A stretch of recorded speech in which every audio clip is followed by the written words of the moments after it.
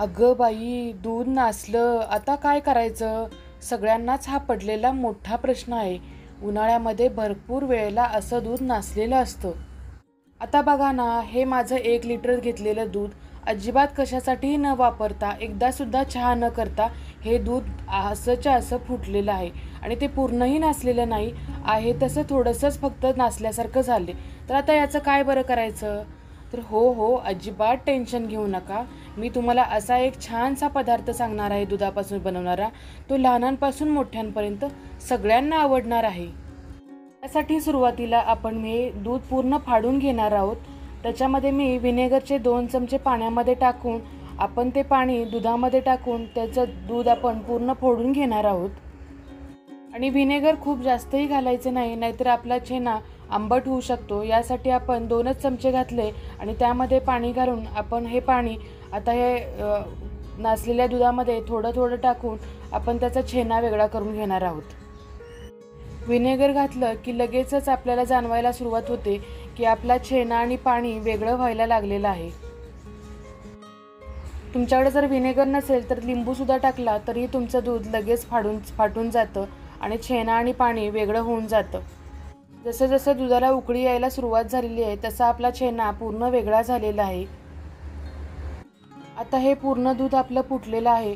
तर आता हे आपण गाळून घेणार आहोत. इथं मी सेटअप केलेला आहे. आपली जी गाळण असते पुरणाची वगैरे ती घ्यायची आहे आणि खाली पातेले ठेवणार आहोत आणि त्यामध्ये आपलं हे दूध सगळं ओतून घेणार आहोत आणि आपण त्याचं पनीर आणि पाणी वेगळं वेगळं करून घेणार आहोत. दुधाचं पूर्ण मिश्रण आपण गाळून घेतलेलं आहे. थोडंसं असं पळीनं हलवून त्यातलं सगळं पाणी आपण काढून घेतलेलं आहे आणि हे आंबट लागू नये म्हणून आपण त्यावरती थोडंसं थंड पाणी घालणार आहोत साधं, की जेणेकरून त्याचा व्हिनेगरचा जो अंश असतो तो सगळा निघून गेला पाहिजे. यासाठी आपण पनीरवरती थोडंसं पाणी घालून घेतलेलं आहे साधं थंड. तर पाहू शकता घरातल्या घरी आपलं पांढरं शुभ्र असं साधारण 1/2 किलो पनीर आपलं तयार झालेलं आहे. आणि जे खालचं पाणी आपलं गाळलेलं राहिलेलं आहे त्याच्यामध्ये तुम्ही कणिक मळू शकता किंवा तुम्ही त्याचा भाजीमध्ये देखील वापर करू शकता, कारण की ते पाणीही खूप पौष्टिक आहे. नमस्कार, मी सुषमा खूप खूप स्वागत करते तुमचं आपल्या किचनमध्ये. चला तर आपण पनीरपासून बनणारा पनीर भुर्जी हा पदार्थ तयार करणार आहोत. अतिशय टेस्टी ढाबा स्टाईल असणारी पनीर भुर्जी आपण तयार करणार आहोत.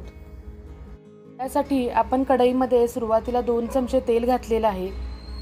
व्हिडिओच्या सुरुवातीला एक नम्र निवेदन करते, माझ्या चॅनलवरती नवीन असाल तर चॅनलला नक्की सबस्क्राईब करा आणि बेल आयकॉनला क्लिक करा, म्हणजे असेच पारंपरिक आणि नाविन्यपूर्ण पदार्थ तुम्हाला पाहता येतील.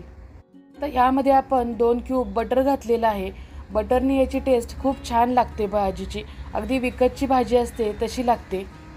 घातल्यामुळं आपलं बटर आता जळणार नाही. बटर मेल्ट झाल्यानंतर त्यामध्ये 1 चमचाभर आपण जिरे घालणार आहोत. जिरे हे छान परतून घ्यायचे आहेत. आता यामध्ये मी 2 मोठे कांदे स्लाइस चिरून घेतलेले आहेत, ते आता आपण यामध्ये घालणार आहोत. तुम्ही बारीक चिरून घेतला तरी चालू शकतो. स्लाइस कांद्यामुळं आपली भाजी एक लपथपीतपणा येतो, भाजीला छान टेस्ट येते. आता हा कांदा थोडासा अगदी गुलाबी होईपर्यंत आपण छान परतून घेणार आहोत. कांदा लवकर परतून होण्यासाठी तुम्हाला एक टिप देते, थोडंसं मीठ यामध्ये तुम्ही घातलं तर कांदा लगेच परतला जातो. आता आपला कांदा छान गुलाबीसर झालेला आहे. तर त्यामध्ये आता आपण आलं, लसूण आणि हिरवी मिरची अगदी बारीक चिरून घेतलेलं आहे, फाईन चॉप आपण केलेलं आहे आणि ते आपण यामध्ये घालणार आहोत.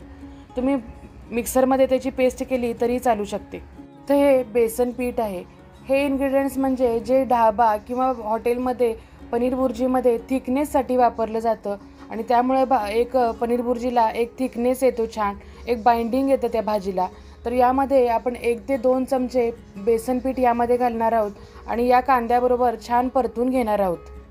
बेसन एकदम छान परतून झाल्यानंतर एकदम बारीक असे मी 2 टोमॅटो चिरून घेतलेले आहेत आणि तेही आपण या मसाल्यामध्ये छान परतून घेणार आहोत, अगदी तेल सुटेपर्यंत. आणि हा मसाला लवकर परतून होण्यासाठी यामध्ये आपण थोडंसं अर्धा चमचा मीठ घातलेलं आहे. कांदा टोमॅटोचा मसाला छान परतल्यानंतर इथं मी 1 सिमला मिरची घेतलेली आहे. थोडासा क्रंच यावा आणि आपल्या भाजीला रंगही छान यावा, व्हाईट आणि ग्रीन, यासाठी मी ही सिमला मिरची घातलेली आहे. ज्यांना आवडत नसेल त्यांनी अवॉइड केली तरी चालू शकते, परंतु सिमला मिरचीमुळे छान रंग येतो. मसाल्यांच्या मध्ये आता आपण सुरुवातीला अर्धा चमचा हळद घालणार आहोत. आणि इथं मी 2 चमचे लाल मिरची पावडर घालणार आहे. 1 चमचा कलरची लाल मिरची पावडर घालणार आहोत आणि 1 चमचा तिखट लाल मिरची पावडर घालणार आहोत. म्हणजे आपल्या भाजीला अगदी ढाबा स्टाईल असा रंग येईल छान. आणि हो, मसाले भाजताना अगदी गॅस कमी करून ठेवायचा आणि मध्ये मध्ये आपला मसाला भाजत घ्यायचं, नाहीतर मग जळू शकतात आपले मसाले. इथं मी 1 चमचाभर धना जिरा पावडर घालणार आहे यामध्ये. आणि या भाजीमधला सगळ्यात महत्त्वाचा मसाला म्हणजे किचन किंग मसाला. रेस्टॉरंट किंवा ढाब्यावरती जे पनीर भुर्जी तयार केली जाते त्याच्यामध्ये हा किचन किंग मसाला वापरला जातो. त्यामुळे एक भाजीला खूपच छान वास आणि टेस्ट येते. या मसाल्यामुळं आपली भाजी अगदी ढाबा स्टाईल बनणार आहे. अगदी कमी गॅसवरती आपण सगळे मसाले भाजून घेतलेत आणि हे मसाले जळू नये म्हणून आपण त्यामध्ये थोडंसं पाणी घालून आपण हे मसाले भाजत जाणार आहोत. मसाल्यामध्ये पाणी घालून भाजत जाईल तसं तुमचा मसाला एकदम छान वास पण येईल आणि त्याचं बाइंडिंगही छान येईल. आणि यामध्ये आपण बेसन घातल्यामुळं एक थिकनेसपणा त्याचा वाढत जाणार आहे. त्यासाठी थोडं थोडं पाणी घालत जायचं, म्हणजे मसाला खाली चिकटणारही नाही आणि त्याला थिकनेसही छान येईल. पाहू शकताय आपल्या मसाल्यांना आता तेल सुटायला सुरुवात झालेली आहे आणि मसाले छान वासही द्यायला लागलेत. आता यामध्ये मी 1 ते 1.5 चमचा कसुरी मेथी घालणार आहे. ही कसुरी मेथी पावडर जरी तुम्ही वापरली तरी चालू शकते. कसुरी मेथीमुळं अतिशय छान भाजी लागते, अगदी ऑथेंटिक जशी आपली ढाब्यावरती मिळते तशीच लागते ही पनीर भुर्जी. आपले हे सगळे मसाले शिजण्यासाठी आता आपण झाकण ठेवून 10 ते 10 मिनटं छान वाफ काढून घेणार आहोत. वाफ आल्यानंतर पाहू शकताय किती छान असं तेल सुटलेलं आपल्या मसाल्याला आणि कलरही एकदम मस्त आलेला आहे. आता हा मसाला छान आपण परतून घेणार आहोत. बेसन असल्यामुळं खाली लागण्याचे चान्सेस खूप जास्त आहेत आणि आपल्याला पाहिजे तेवढं आपण पाणी घालून पातळ करून घेणार आहोत. कारण पनीर भुर्जी आपण भात किंवा भाकरी चपाती कशाबरोबर खाऊ शकतो. ती भाजी तयार होत होती तोपर्यंत आपल्या यातलं पाणी सगळं गळून गेलेलं आहे. एकदम ड्राय असं आपलं पनीर तयार झालेलं आहे. मी कापडामध्ये नाही का घेतलं गुंडाळून, कारण की आपल्याला थोडंसं ओलसर असं पनीर पाहिजे. पनीर भुर्जी आपल्याला खूप ड्राय करायची नसते, थोडीशी लपतपीत अशी पनीर भुर्जी करायची आहे. यासाठी आपण कापडामध्ये पिळून नाही घेतलेलं. तर असंच आपण चाळणीमध्ये त्यातलं पाणी जेवढं गळून होईल तेवढंच आपण गळून दिलेलं आहे. आणि आता हे पनीर फक्त हाताने आपण मोडून घेणार आहोत आणि आपल्या भाजीमध्ये घालून घेणार आहोत. आपला मसालाही एकदम छान असा तयार झालेला आहे. मसाल्याचा कलरही खूप छान खुलून आलेला आहे. आणि आता आपण त्यामध्ये जेवढं आपल्याला पातळ करायचं आहे तेवढं पाणी घालून घेणार आहोत आणि त्यामध्ये आता आपण आपलं पनीर घालून घेणार आहोत. आता यातलं थोडंसं पनीर मी गार्निशिंगसाठी ठेवलेलं आहे आणि राहिलेलं सगळं पनीर आपण त्या भाजीमध्ये घालून छान भाजी आपली तयार करून घेणार आहोत. हे सगळी भाजी आपण छान मिक्स करून घेणार आहोत आणि जेवढं आपल्याला थिकनेस पाहिजे त्या दृष्टीने तुम्ही पातळ जेवढं तुम्हाला करायचं आहे तेवढं करून घेऊ शकता. ज्याप्रमाणे आपण भाकरी चपाती किंवा पराठा कशाबरोबरही खाऊ शकता. जसा रंग हॉटेलमध्ये असतो पनीर भुर्जीचा किंवा ढाब्यावरती जसा पनीर भुर्जी मिळते तशीच आपली पनीर भुर्जी तयार झालेली आहे. अगदी वासही तसाच एकदम सुंदर येतोय भाजीचा. अगदी जिन्यामध्ये सुद्धा वास सुटलेला आहे. तर यामध्ये बेसन घातल्यामुळं ही भाजी जशी तुम्ही गॅसवर ठेवाल तशी थिक होत जाणार आहे. त्यामुळे तुम्हाला जेवढं पातळ करून घ्यायचं आहे तेवढं तुम्ही पातळ करून घेऊ शकता. इथं मी साधारण अर्धा ते पाऊण ग्लास पाणी घालून छान अशी लपथपीत ग्रेव्हीवाली भाजी तयार केलेली आहे. म्हणजे आपल्याला कोरडं कोरडं वाटणार नाही.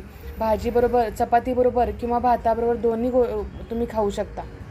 आता या भाजीला खूप रिचनेस येण्यासाठी आपण घरातली जी साय असते ती छान फेटून घेतलेली आहे आणि ती साय आपण 2 चमचे घालणार आहोत. त्यामुळे आपल्या पनीर भुर्जी एकदम क्रीमी टेक्स्चरमध्ये तयार होणार आहे. तुम्ही विकतचं अमूलची क्रीम असेल ती वापरली तरी चालू शकते, परंतु घरातल्याच वस्तूंपासून आपण सगळं पदार्थ बनवलेला आहे. कोणतीही गोष्टी विकत आणलेली नाही. घरातल्या वस्तूंपासून ही पनीर भुर्जी तयार केलेली आहे. अतिशय टेस्टी आणि सुंदर अशी ढाबा स्टाईल पनीर भुर्जी आपली तयार झालेली आहे.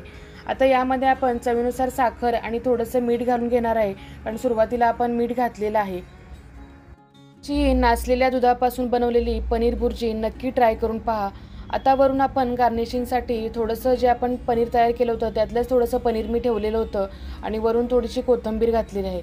वरून तुम्ही थोडंसं कसुरी मेथी घातली तरीही चालू शकते. आता तुम्हाला कधीही टेन्शन घ्यायची गरज नाही की दूध नसले आणि मी त्याचं काय करू. तर तुम्ही अशाच पद्धतीनं अशी भाजी नक्की ट्राय करू शकता. अतिशय सुंदर टेस्ट लागते. तुम्हाला जाणवणार नाही ही भाजी घरामध्ये बनवली अशी, तुम्ही जर घरामध्ये सांगितलं नाही कुणाला ही भाजी आपण घरातल्या पनीरपासून बनवली आहे तर कुणालाही समजणार नाही. सगळ्यांना असं वाटेल की बाहेरून पार्सलच आणलेलं आहे. मी वरून थोडंसं गार्निशिंगसाठी थोडेसे कांद्याचे काप वरून ठेवलेले आहेत आणि वरून मी थोडंसं हिरवी मिरची ठेवणार आहे. घरातली प्रत्येक गृहिणी कमी पैशामध्ये असाच काहीतरी उपाय करत असते, तर मी असाच एक उपाय म्हणून केलेला आहे. आपलं दूध नसलं तर ते टाकलं जाऊ नये म्हणून आपण काहीतरी करावं, यासाठी मी त्यातून हा पदार्थ बनवलेला आहे आणि हा पदार्थ खरंच खूप सुंदर आणि टेस्टी बनलेला आहे. तर नक्की तुम्ही ट्राय करून पहा अशी ही पनीर बुर्जी. आणि पदार्थ जर तुम्हाला हा आवडला असेल, रेसिपी जर तुम्हाला नक्की आवडली असेल तर नक्की सबस्क्राईब करा आणि हो, व्हिडिओला लाईक करायला अजिबात विसरू नका. आणि तुम्हाला जर हा व्हिडिओ आवडला असेल तर तुमच्या फ्रेंड सर्कलमध्ये नक्की शेअर करा. परत भेटू अशाच एका नाविन्यपूर्ण आणि विशेष रेसिपीसह. धन्यवाद.